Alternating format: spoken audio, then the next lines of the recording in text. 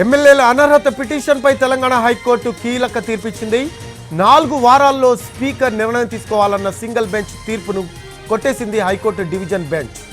స్పీకర్కు ఎలాంటి time bond లేదని, reasonable టైంలో నిర్ణయం తీసుకునే అర్హత స్పీకర్కు ఉందని తెలిపింది. 10వ షెడ్యూల్ ప్రకారం అనర్హత పిటిషన్లపై నిర్ణయం తీసుకోవాలని ఆదేశాలు జారీ చేసింది. 4 వారాల్లోగా స్పీకర్ నిర్ణయం తీసుకోవాలని సింగిల్ బెంచ్ ఇచ్చిన తీర్పును హైకోర్టు డివిజన్ బెంచ్ కొట్టేసింది. పార్టీ ఫిరాయింపులకు పాల్పడిన బీఆర్ఎస్ ఎమ్మెల్యేలపై అనర్హత వేటు వేయాలి అంటూ సింగిల్ జడ్జ్ ఇచ్చిన తీర్పును సవాల్ చేస్తూ అసెంబ్లీ కార్యదర్శి వి నరసింహాచార్యులు దాఖలు చేసిన పిటిషన్లపై హైకోర్టు విచారణ జరిపి తీర్పిచ్చింది.